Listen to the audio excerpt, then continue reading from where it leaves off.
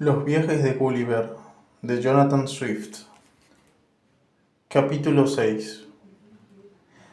Sabiendo que se le acusa del crimen de lesa majestad, el autor se refugia en el reino de Blefuscu. Antes de conocer la manera como salí del imperio de Lilliput, conviene tal vez que el lector se entere del complot que se tramó contra mí.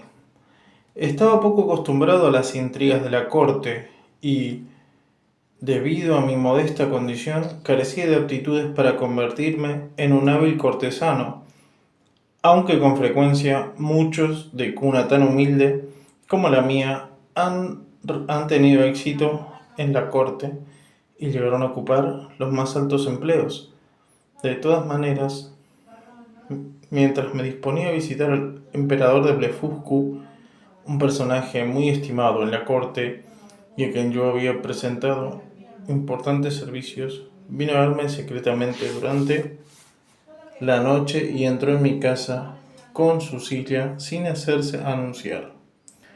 Después despidió a sus portadores y yo puse la silla con su excelencia en el bolsillo de mi jubón, después de haber dado órdenes a un sirviente para que mantuviera cerrada la puerta de mi casa. Coloqué la silla sobre una mesa y me instalé a su lado. Luego de cambiar los corteses saludos habituales, observé que el rostro de mi visitante tenía una expresión triste e intranquila. Al preguntarle los motivos me pidió que lo escuchara acerca de una cuestión que ponía en juego mi honor y mi vida.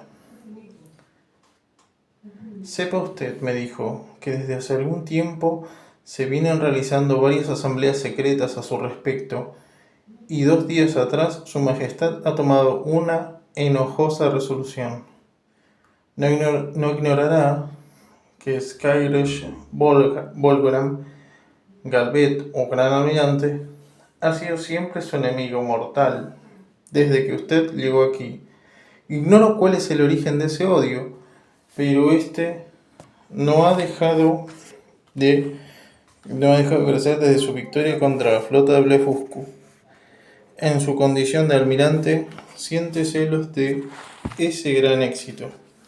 Este señor se puso de acuerdo con el gran tesorero Flimnat, el general Limtok, el gran chambelán Lancon y el gran juez Palmoff, y ha redactado un acta de acusación contra usted, incriminándole de lesa majestad y otros graves delitos. Este exordio me impresionó tanto que estuve a punto de interrumpirlo, pero me rogó permanecer callado y escucharlo. Continuó diciendo: agradeciéndole los servicios que usted me ha prestado, me informé acerca de su sumario y además obtuve una copia del acta.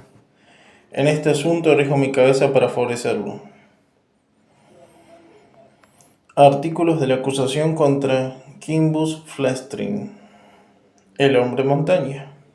Artículo 1.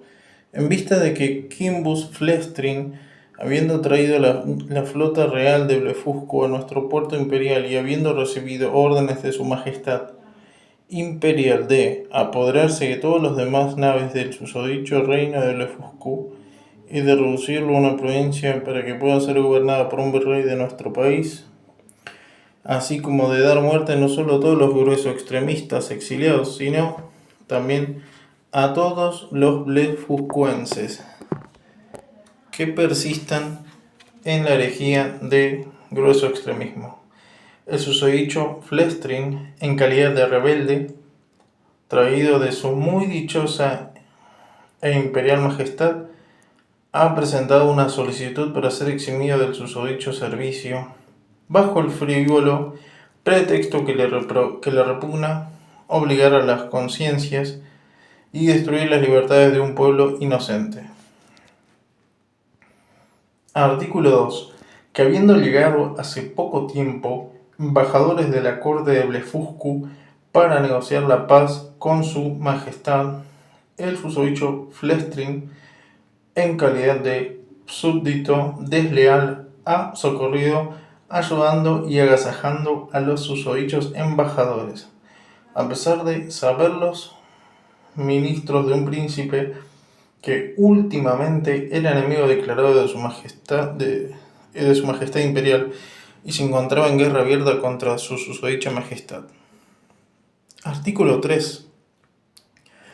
Que el susodicho Quimbus Flestrin, contrariamente al deber de súbdito fiel, se está preparando actualmente para hacer un viaje a la corte de Blefuscu, viaje que él solo ha recibido un permiso verbal de su majestad imperial, y con el pretexto de ese permiso se propone temeraria y pérfidamente realizar el viaje y socorrer y ayudar y auxiliar al rey de Blefuscu. Hay algunos otros artículos más, agregó mi visitante, pero los más destacados son los que acabo de leerle en forma abreviada. Es necesario reconocer que en las diferentes deliberaciones acerca de esta acusación, Su Majestad demostró poseer gran moderación, benevolencia y equidad. Varias veces ha hecho resaltar los servicios que usted prestó al país y ha intentado disminuir la gravedad de sus crímenes. El tesorero y el almirante han propuesto condenarlo a una muerte cruel e ignominiosa, incendiando su casa durante la noche. El general lo esperaría fuera con 20.000 hombres armados con flechas envenenadas para disparárselas contra el rostro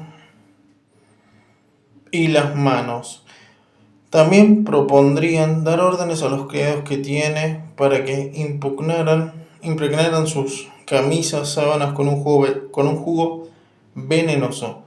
Después de haber desgarrado sus carnes, usted habría muerto entre los más atroces sufrimientos.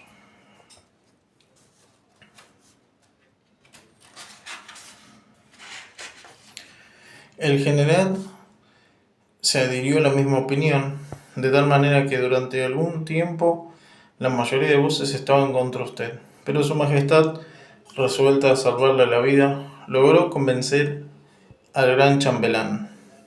Entonces, el emperador rogó a Reldresal, primer secretario de Estado de Asuntos Secretos, exponer su opinión. Este funcionario adoptó el criterio de Su Majestad, pacificando así la estima que usted tiene por él. Reconoció que los crímenes cometidos por usted son graves, pero no obstante merecen alguna indulgencia. Justificándose, para no demostrar parcialidad a su favor, declaró que si Su Majestad, en consideración a los servicios prestados, accediera a perdonarle la vida y se limitara a que le pincharan ambos ojos, consideraba que la justicia quedaría satisfecha y que todos aprobarían la clemencia del emperador y la equidad de quienes tienen el honor de aconsejarle. La pérdida de sus ojos, dijo, no disminuiría en absoluto su fuerza física, con lo cual usted podría seguir siendo útil a Su Majestad. En efecto, la ceguera acrecienta el valor al ocultarnos de los peligros. El temor que experimentaba por sus ojos fue la mayor dificultad que usted tuvo que vencer al apoderarse de la flota enemiga, y usted podría muy bien contentarse de ver con los ojos de los ministros, ya que hasta a los príncipes más poderosos no ven de otro modo. Esta propuesta fue recibida con sumo descontento por toda la asamblea. El almirante Bolbolán se levantó rojo de ira y demostró estar muy sorprendido de que alguien osara proponer salvarle la vida a un traidor. La misma fuerza que le permitió apoderarse de toda la flota enemiga podría servir, si a usted se le antojara, para devolverla al adversario. Tenía muchas razones para creer que usted es grueso extremista de corazón, y como la deslealtad comienza en el corazón antes de manifestarse en los actos, lo declaró formalmente traidor y rebelde en calidad de grueso extremista, e insistió para que le diesen muerte sin demora. El tesorero fue de la misma opinión, expuso la crítica situación de las finanzas de su majestad, que no están en condiciones de soportar durante mucho tiempo los gastos que implican su manutención, limitándose a privarle de la vista. Dijo, solo se agravaría el mal, como queda bien demostrado con el uso de cegar a ciertas aves de corral para volverlas más voraces y engordarlas más pronto. Ya que su majestad y el consejo estaban persuadidos del crimen que cometió, consideraba ello era una prueba más que suficiente para condenarlo a muerte, sin necesidad de recurrir a las pruebas formales requeridas por la ley.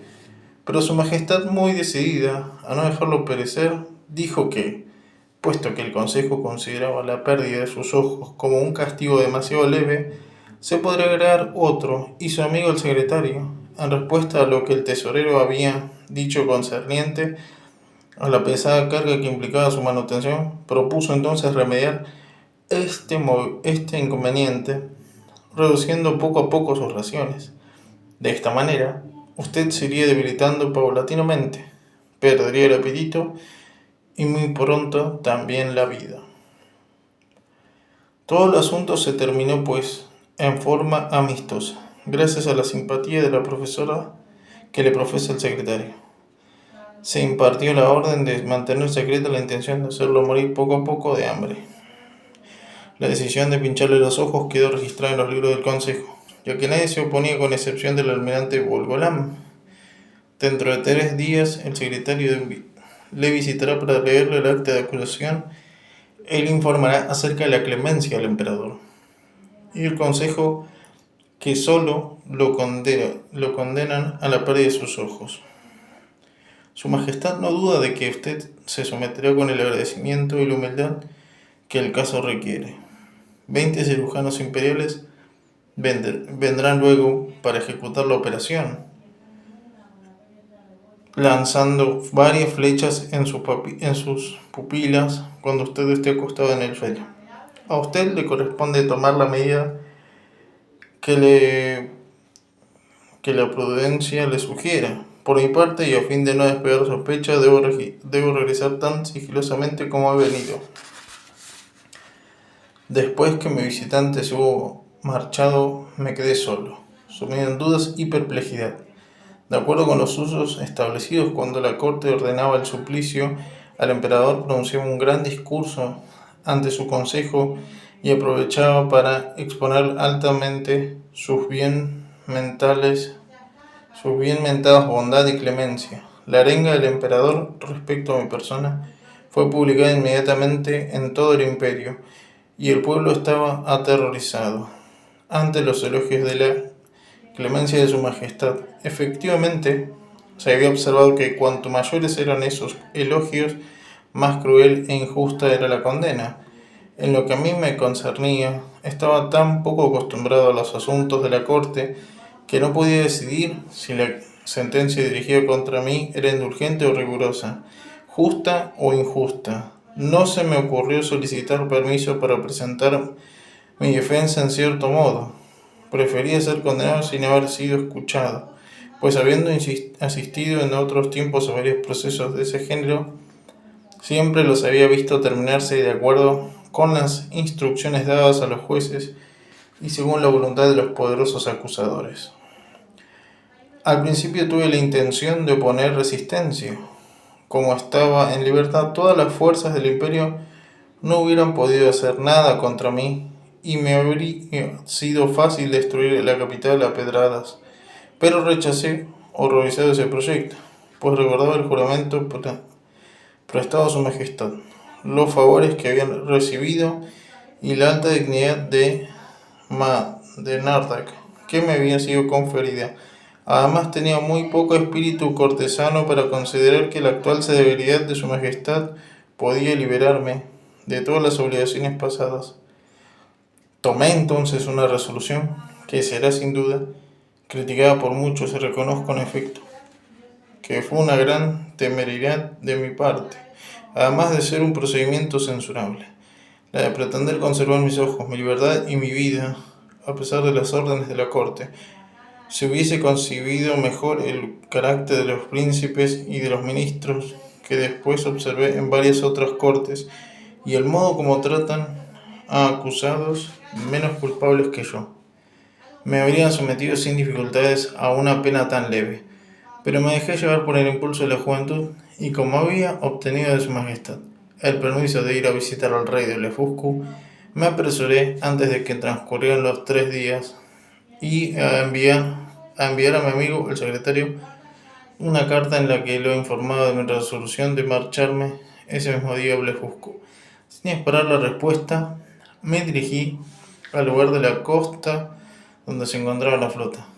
Me apoderé de un gran barco de guerra, coloqué sobre él mismo mis ropas y la colcha que había traído, y caminando y nadando lo arrastré hasta el puerto real de Blefuscu.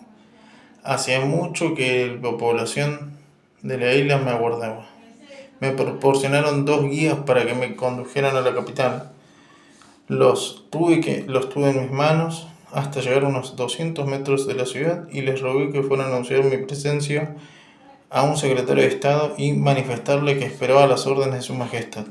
Al cabo de una hora me contestaron que venía a mi encuentro en compañía de toda la familia real. Avancé unos 100 metros. El rey y su séquito se apearon. La reina y las damas salieron de sus carrozas, y nadie pareció atemorizado de mí. Me extendí en el suelo para besar las manos del rey y de la reina. Luego dije a su majestad que, con el permiso del emperador, mi amo, había venido a cumplir mi promesa para tener el honor de ver a tan poderoso príncipe y ofrecerle cuantos servicios dependiesen de mí, siempre que no fuesen incompatibles con las obligaciones que yo había contraído respecto a mi propio soberano. Sin embargo, me cuidé muy bien de hablar de mi reciente desgracia. No deseo molestar al lector relatándole los detalles de mi recepción en la corte, que fue más digna de lo que podía esperar de tan generoso príncipe, ni tampoco hablaré de las malas noches que tuve que pasar durmiendo en el suelo y la intemperie, envuelto en mi colcha por falta de una casa y de una cama adecuadas a mi estructura.